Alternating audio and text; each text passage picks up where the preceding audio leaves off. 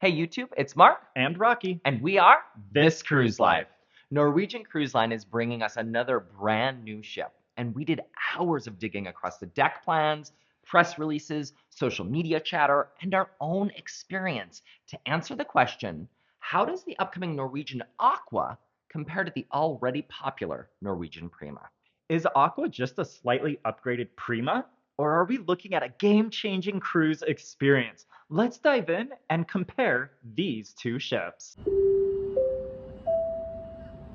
First, let's talk about the basics. Norwegian Prima debuted in 2022 as the first ship in Norwegian's new Prima class.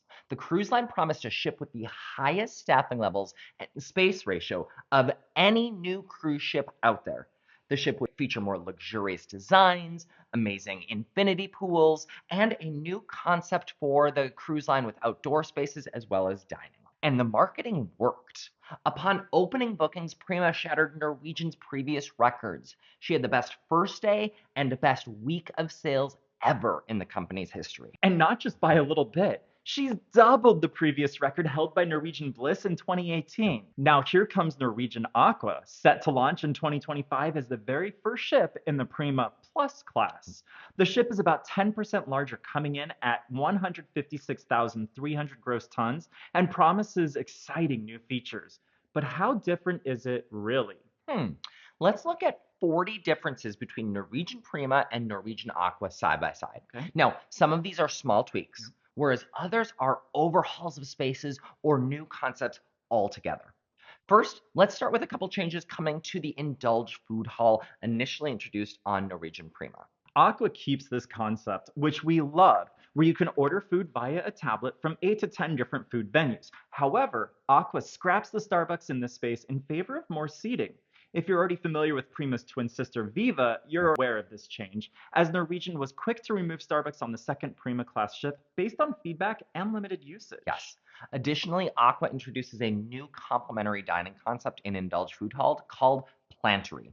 In the press release, Norwegian introduces this new concept by saying, quote, whether you're a vegetarian, pescatarian, or an omnivore, we all need to eat our veggies. No! Plantery replaces the garden and serves plant-based dishes like tofu poke bowls along with Mediterranean goddess bowl, complete with spiced vegetables, tabbouleh, and honey roasted carrots. Yum. Our other favorite dining spot on the Norwegian Prima is gone on Aqua. They have eliminated Food Republic, that spot where you got the sushi rolls and the soba salads, and instead they've replaced it with the new Sukothai, Norwegian's first ever Thai restaurant. While I'm sad that Food Republic is gone, I guarantee you we are going to fight it out for reservations for Sukothai because this looks amazing. One thing Prima introduced was an emphasis on outdoor spaces with Ocean Boulevard and those gorgeous infinity pools. Aqua keeps that, but it's changing up the outdoor fun. That's where we find our next set of Yep. changes. Aqua scraps multiple spots included on the Prima. Gone are the Rush Dueling dry slides. Also gone is the Wave water slide, my favorite. Also gone, the three-story go-kart track that was rarely ever used, taking up so much space. Replacing all of these venues is the first ever Aqua Slidecoaster. This isn't just another water slide. It's a high-speed water coaster with twists and turns that go over the side of the ship. Now, another big change that we see is up on deck 20 with the introduction of the Glow Court. Mhm. Norwegian promises a high tech sports floor decked out with LED panels engineered for immersive play. This space also converts at night. How fun. While Prima's outdoor spaces are fun, thrill seekers might want to check out Norwegian Aqua because this looks pretty epic.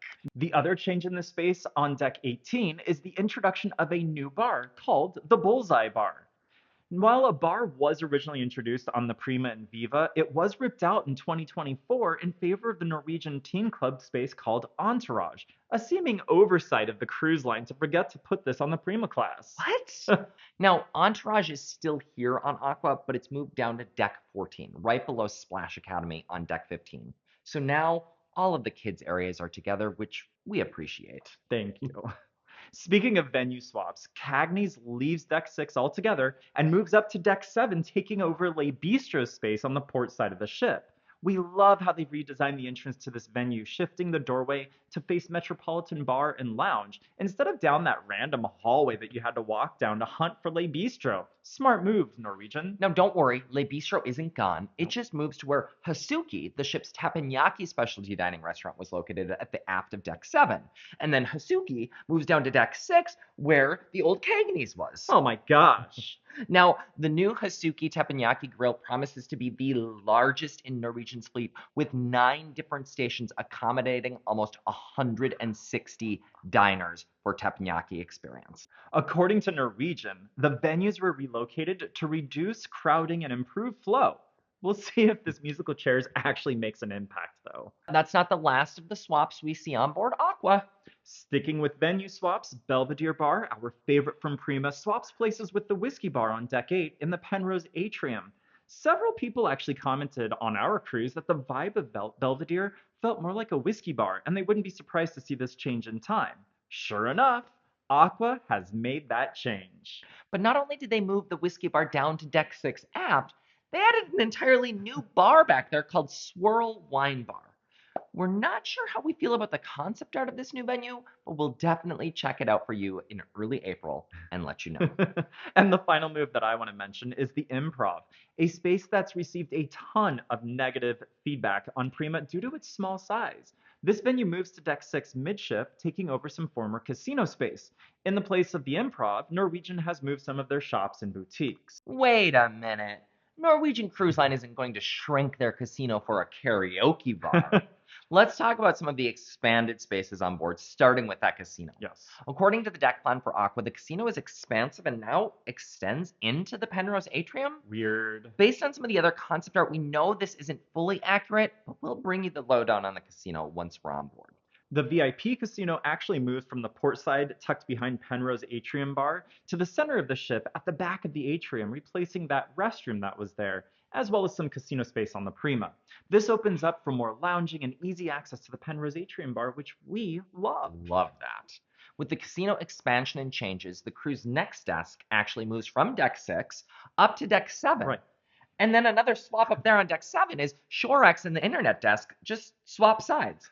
I'm not sure why, but we do really appreciate that Norwegian has brought all of the guest services functions together on that one floor. Yeah. Additionally, all of the shops have been removed from that middle section of the atrium, giving cruisers more space to be able to enjoy that space. Also, NCL promises an expansion of the popular Starbucks. Considering the removal from Indulge, this actually makes a lot of sense. And one more thing is that the local, one of our favorite spots, gets an updated layout. The bar is actually shifted from where it was on the Prima to open up the hallway into the restaurant, and they moved the restrooms from the entrance of Indulge to this space. Everything else looks to be about the same with the indoor and outdoor seating of the local. Just forward of the local is Los Lobos, the Mexican restaurant on board. It looks like Los Lobos and Onda by Scarpetta went head to head at deck space, and Onda won. Los Lobos is actually smaller, which kind of makes sense as the brand does seem to be sunsetting that from other ships as it goes through dry dock. Speaking of expanded spaces, can we talk about Norwegian's exclusive ship within a ship concept, the Haven? The cruise line promises expanded and more luxurious spaces and even introduces a brand new class of stateroom, a 3-bedroom, 3-bath, 2-story penthouse. Who's booking with us? I'm sure that's cheap. If you're looking for luxury, Aqua promises to take it to the next level. It does. Another upcharge space on board, speaking of the Haven, is adults only the Vibe Beach Club. That gets an expansion too.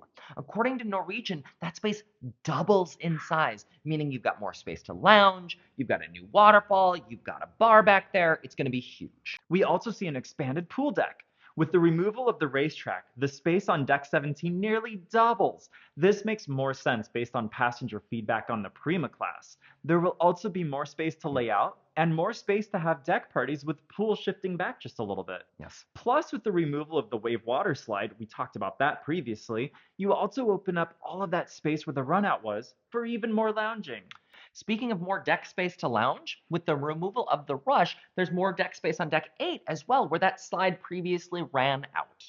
Additionally, the kids' aqua park, interestingly, shifts to the center of the deck on 18 forward, which gives you lounge space flanking both sides of that aqua park. Now, the last thing to mention in this expansion section is the fact that with the ship being larger, there's actually more cabins that have been squeezed in all throughout the entire ship. As a result, the Commodore main dining room is 33 feet longer and can accommodate an additional 126 guests. I think that's why they put that wine bar back there. Maybe. And while we don't have the entire lineup quite yet of what's going to be on Aqua, we do know that Aqua introduces the new Prince tribute show, Revolution, a celebration of Prince.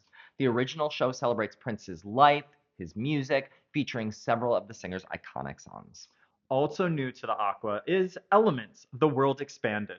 Norwegian describes this as an all-new version of this guest favorite show, promising an immersive experience with mesmerizing magic, visual acrobatics, music, and dance to captivate guests from the moment the show starts. We're excited to see how earth, air, water, and fire all come together in this new show.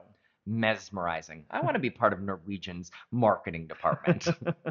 Last but not least, and this one is probably the most visible and prominent, Aqua has a new paint job. Oh, yeah. Her hull art titled Where the Sky Meets the Sea looks absolutely stunning, and we cannot wait to see this ship in person.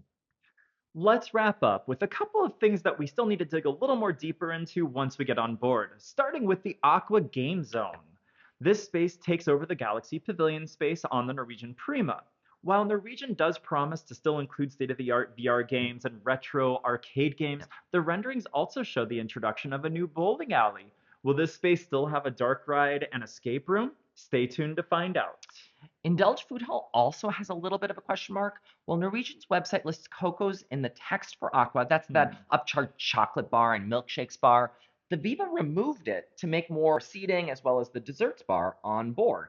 So does the Viva remove it and the Aqua brings Coco's back? Stick around, we'll let you know. Earlier, I mentioned that the casino is still a bit of a question mark. With the expansion of Deck 6, Norwegian has removed the Effie Jewelry and Fine Watches store from the atrium. This creates a bunch more blank space. With the casino changes, this adds more seating. Stay tuned.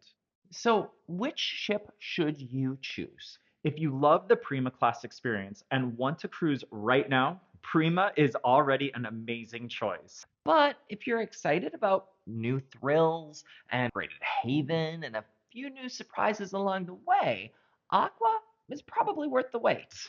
What do you think? Will Aqua be the ultimate upgrade, or is Prima already a perfect ship? Let us know in the comments. And don't forget to like and subscribe for all of our upcoming Aqua content. We'll be on board in early April for the preview where we'll be going live from the ship and bringing you all sorts of updates. And don't forget to check out all of the videos that we put out for the Norwegian Prima in this playlist, and stay tuned to the channel for everything else coming out soon. We look forward to seeing you out on the ocean. Bye for now.